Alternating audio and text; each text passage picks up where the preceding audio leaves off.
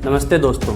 साल 1857 भारत का एक ऐसा स्वतंत्रता संघर्ष जो किसी के लिए एक सिपाही विद्रोह था तो किसी के लिए भारत का प्रथम स्वतंत्रता संग्राम, लेकिन सही मायनों में अंग्रेजों द्वारा भारत और भारतवासियों पर किए गए पिछले 100 वर्षों के अत्याचारों का परिणाम था। 1857 के विद्रोह को समझने से पहले हमें इसके मूल कारणों को समझना पड़ेगा, जिसके कारण यह राष्ट्र स्तरीय विद्रोह संभव हो पाया। अधिकांश इतिहासकारों ने 1857 के विद्रोह के पीछे तत्कालिक कारणों को छोड़कर 4 अन्य कारणों को माना था, जिसमें राजनीतिक, धार्मिक, सामाजिक और आर्थिक जैसे कारण सम्मिलित थे। तो चलिए समझते हैं 1857 के पीछे के कारणों को एक एक करके। राजनीतिक कारणों में सबसे प्रमुख था लॉर्ड ब्लेजली द्वारा 1758 में तैयार की गई सहायक संधि की नीति, जिसे सब्सिडरी अलायंस बोला गया।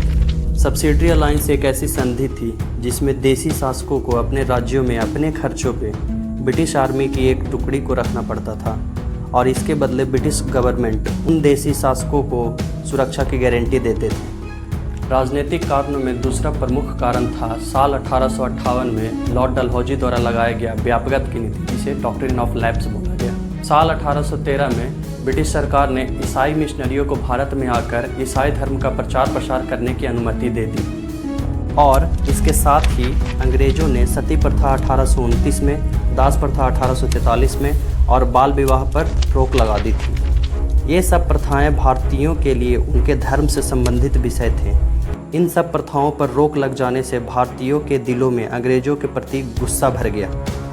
आर्थिक कारण: अंग्रेजों ने इंग्लैंड में बने कपड़ों को भारत में सस्ते दामों पर लाना शुरू कर दिया, जिसके कारण भारत में हस्तकला या cotton and silk textile industries पूरी तरह से नष्ट होने लगी थी। इन सभी कारणों ने भारतवासियों के दिलों को अंग्रेजों के प्रति गुस्से और नफरत के बारूद से भर दिया था और इस गुस्से के बारूद में चिंगारी चर्बी वाले कारतूस ने लगा दी।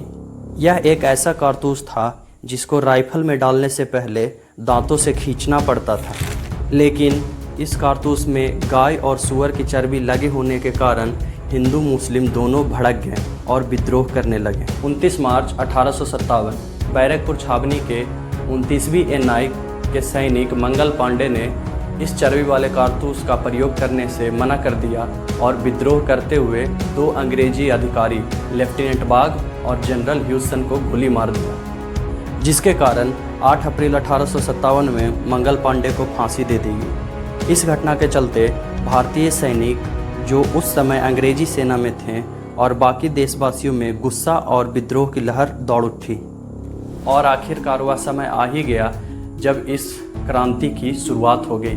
10 मई 1857 मेरठ। इस दिन मेरठ के सैनिकों ने अपने साथियों के साथ मिलकर विद्रोह किया और 11 मई को विद्रोह करते हुए दिल्ली पहुंच गए।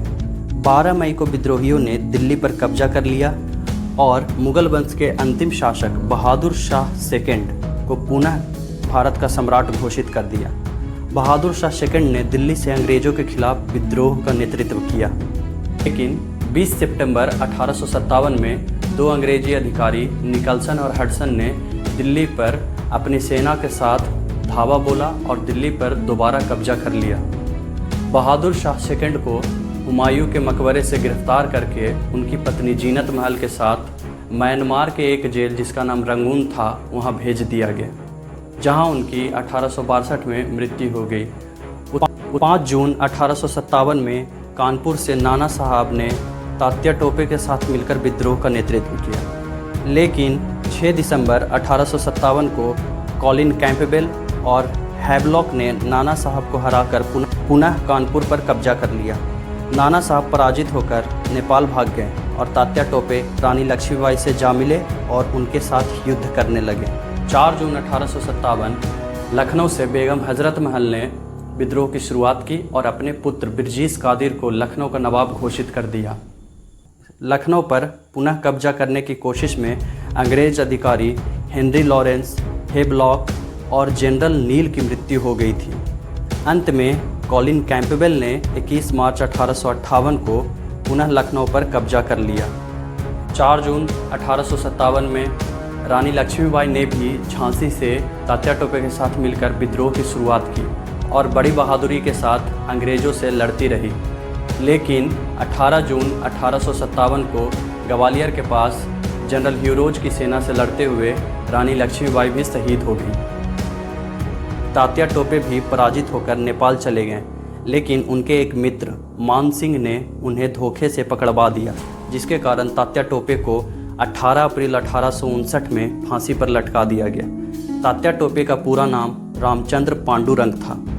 बिहार के जगदीशपुर से वीर कुंवर सिंह ने विद्रोह का नेतृत्व किया और बड़ी वीरता के साथ कई अंग्रेजी सिपाहियों को मार गिराया, लेकिन युद्ध में जख्मी होने के चलते 26 अप्रैल 1858 में उनकी मृत्यु हो गई। अंत में अंग्रेजी अधिकारी विलियम टेलर और विंसेंट आयर ने बिहार में उठे विद्रोह को दबा दिया। इसी तरह फैजाबाद से मौलवी अहमदुल्ला, इलाहाबाद से लियाकत अली, बरेली से खान बहादुर खान और फतेहपुर से अजीमुल्ला ने विद्रोह का शुरुआत किया, लेकिन कोई भी अंग्रेजी सेना के सामने टिक नहीं पाया। इन सभी शूरवीरों में से कई लोगों को फांसी पर चढ़ा दिया गया या कई लोगों को गोली मार दिया गया और कुछ इस तरह 1857 का विद्रोह असफल हो गया। तो चलिए अब लास्ट में हम लोग 1857 के विद्रोह का परिणाम भी जान लेते हैं कि क्या परिणाम था इस विद्रोह के पीछे।